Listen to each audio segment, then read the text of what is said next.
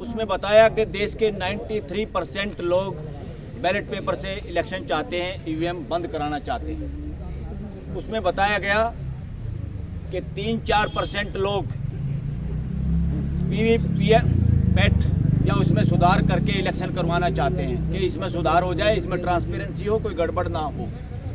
और 3% लोग ऐसे हैं जो चाहते हैं ईवीएम से ही इलेक्शन हो। उनको हम अंधभगत की श्रेणी में भी रख सकते हैं, बहुत ही थोड़े लोग। तो मेजॉरिटी देश की जनता ने अपना ऐलान सुना दिया है कि देश की जनता चाहती है बैलेट पेपर से चुनाव। और रही बात अब देश की जनता का सहयोग, और देश की जनता को हम ये भी आह्वान करना चाहते हैं वो किसी बात से ना डरें। ये धारा 44 की जो बात अब देश में है, इसको ज़्यादा लागू करने का, इसका मिसयूज जो करता है, देश के लोगों के फंडामेंटल राइट को हनन करने के लिए, दबाने के लिए, उनको बोलने से रोकने के लिए, प्रदर्शन करने से रोकने के लिए, ये धारा 44 को मैं कहता हूँ अली बाबा 44 चोर। अली बाबा कौन है इस देश में? अब आप अंदाज़ा लगा सकते हैं। वो 144 के जरिए लोगों को बोलने से रोकना चाहता है, जिससे लोग नहीं रुकेंगे। इसलिए देश के लोगों का फंडामेंटल राइट बड़ी चीज़ है। किसी ने संविधान का उल्लंघन करके लोगों के फंडामेंटल राइट को रोकने की कोशिश की तो धारा 44 को जूते की नोक पर रखा गया। देश और देश की जनता, देश के किसी देशवासी को डरने की जरूरत नहीं है। पूरे देश में वकील तैयार हैं ऐसे सब लोगों को निःशुल्क लीगल एड देने के लिए भी। अगर किसी को इस तरह से कोई गिरफ्तार करने की कोशिश करेगा, देश की वकील बिरादरी पूरे देश में हर जगह पे उन लोगों को की मदद करेगी। किसी को डरने की जरूरत नहीं है धारा 144 से। और अब हम आह्वान करते हैं उन सब ऑफिसर्स का भी या एग्जीक्यूटिव मजिस्ट्रेट का जो झूठे प्रेशर में आके धारा 44 का फरमान जारी करते हैं, वो सावधान रहें। इस देश की सरकार बदलने वाली है, फिर उनका भी इलाज होगा। इसलिए कोई भी ऐसा काम ना करें अपनी नौकरी के डर में। अगर नौकरी का प्रेशर ज़्यादा है तो हाथ जोड़ के अपनी तबादला करा लो। बदमाशी देश के साथ करवाने वाले लोगों को ये देश बख्शेगा नहीं। और इस इलेक्शन में 100% सत्ता पक्ष की बुरी हार होने वाली है। ये जो 400 पार कह रहे हैं, ये सिर्फ ईवीएम मशीन की धोखाधड़ी के आधार पे कह रहे हैं। अगर बैलेट पेपर से आज इलेक्शन हो जाए पूरे देश में, अब ये मैसेज है एक एक आदमी के बीच में, चंद अंधभक्तों को छोड़ के ये सत्ता में इस वक्त जो बैठे हुए हैं, इस यहाँ कोई लोकतंत्र बचा नहीं है। किसी एक आध आदमी की गुंडागर्दी देश में चल रही है और देश इसके खिलाफ मन में आंदोलन के लिए तैयार है। तो इसलिए किसी को डरने की जरूरत नहीं। और फिर 400 पार नहीं, बैलेट पेपर से अगर सही चुनाव होगा तो 40 पार करना मुश्किल होगा सत्ता पक्ष के लिए। ये हकीकत आज देश की। और देश के सारे संगठन, चाहे वो किसान संगठन है, चाहे खाप पंचायतें हैं, चाहे मजदूरों का संगठन है, चाहे वकीलों के संगठन है, कोई भी, इवन सरकारी कर्मचारियों के, वर्किंग सरकारी कर्मचारी को एसोसिएशन भी चुपचाप, उन लोगों से जब बात हो रही है वो लोग हमारे समर्थन में हैं। सब सरकारी कर्मचारियों की एसोसिएशन भी अंदर खाने, क्योंकि वो बोल नहीं पाते, उनका कुछ बिगाड़ सकते हैं, कोई नौकरी का, ट्रांसफ़र का। और बहुत सारे देश में अब पुलिस के अफसर भी, इवन दिल्ली पुलिस के भी मैक्सिमम SHO, मैक्सिमम चंद वो लोग छोड़ के जिनकी दिहाड़ियाँ बनती हैं, क्योंकि थाने बिकते हैं देश में। थानों पे SHO बनने के लिए बहुत सारी रिश्वत का आदान प्रदान होता है। उन चंद लोगों को छोड़ के अंदर खाने, वो भी दिल से देश की जनता के साथ हैं। इसलिए देश की पुलिस में बहुत कम अब ऐसे आदमी बचे हुए हैं जो इनके कहने पे कोई हिंसा पे उतारू होंगे। अदरवाइज जब झुंड निकलता है तो शेर भी तुम दबा के भागता है। आज जो सारे काम इस देश का राष्ट्रपति पद हो, राष्ट्रपति हाउस हो, वाइस प्रेसिडेंट हाउस हो, इस देश के लोकसभा के स्पीकर और उपसभापति, सभापति, इस तरह के जितने संवैधानिक पोस्ट हैं, और इलेक्शन कमीशन तो बिल्कुल पपेट है, बिल्कुल पपेट की तरह काम कर रहा है। और इलेक्शन कमीशन एक तरह से 100% इलेक्शन कमीशन को प्रोटोकॉल में ऊंची जगह दी गई है। और इलेक्शन कमीशन में जो भी गड़बड़ होगी इलेक्शन में, उसकी सज़ा किसी भी इलेक्शन कमिश्नर को, उसके कर्मचारियों को ना मिले, इसकी गारंटी सरकार ने दी है। सिर्फ इसलिए कि तुम वो करो जो गड़बड़ हम कराना चाहते, खुल के करो, तुम्हारा बाल बांका नहीं होगा। ये तो है सत्ता पक्ष का कहना।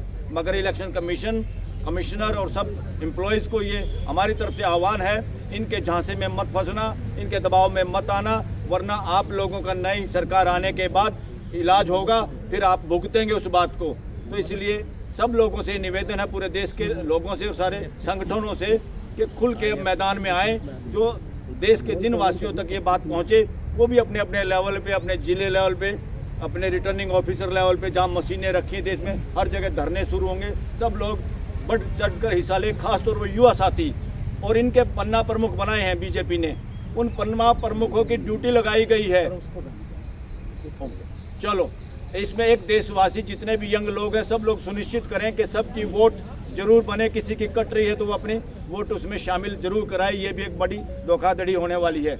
तो इसलिए साथियों, हाँ, पीएमओ का घेराव होगा। वो क्यों होगा घेराव?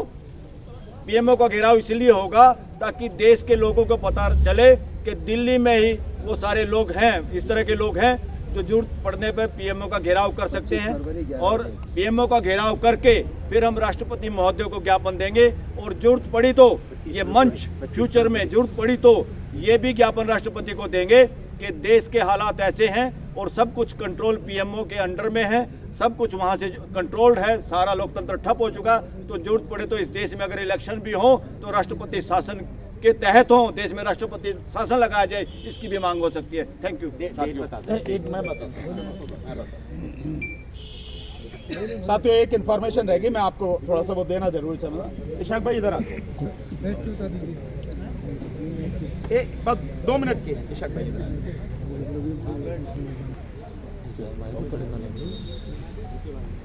साथियों,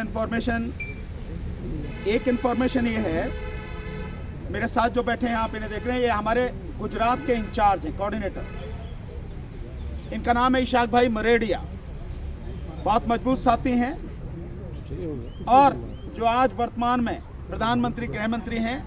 इनके गृह राज्य में जो एनकाउंटर वगैरह सारी चीज चली थी, उनके विषय में लड़ने वाले, मजबूती से और बहुत से अधिकारियों को जेल पहुंचाने में काम करने वाले इशाक भाई मरेडिया।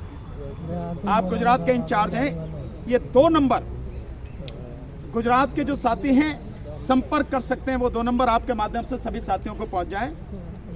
एक नंबर है 9998960202। दोबारा से पढ़ता हूं, 9998960202। दूसरा नंबर है 9998960204। यानी पहले जो है 7 अक्षर वही हैं, अंक वही हैं, और जो बाद के 3 अंक हैं उनमें बस 8 वही हैं, जो लास्ट के 2 हैं वो 04 है बस। 9998960204 ये जो है नंबर है। हाँ, वल्ली गुजरात के, केवल गुजरात के लिए है केवल। ये वो है ये। हाँ, 25 तारीख का तो है ना, ऑलरेडी बता दिया। 25 फरवरी को कल जो ज्ञापन दोगे उसके बारे में बोलो ना थोड़ा। हाँ, देखिए एक चीज और, देखिए साथियों, ज्ञापन वैसे हमने हर जगह पहुंचा दिया, सोशल मीडिया पे पड़ा है, पर फिर भी अगर किसी को रह गया हम उन तक पहुंचाने की कोशिश करेंगे। 25 तारीख, क्योंकि मतदान दिवस है, मतदाता दिवस है, मतदाता दिवस है। हमने इसीलिए 25 तारीख का रखा था कि 25 तारीख को हम हर जिले में जिलाधिकारी को ज्ञापन देंगे। तो सारे साथी सुने, अपने साथ जो भी इकट्ठे हों, 50, 100, 200 जाएं इकट्ठे होकर, और जो ज्ञापन हमने भेजा है उस ज्ञापन पर अपने साइन करें सारे लोग, और जाकर वो ज्ञापन राष्ट्रपति को देने के लिए जिला कलेक्टर को हर जगह दें। ये जरूरी सूचना थी, आपको बताना बहुत जरूरी था साथियों। 25 जनवरी तो, और क्या कल 25 तारीख, कल की 25 तारीख। बहुत बहुत शुक्रिया सब लोगों, थैंक यू।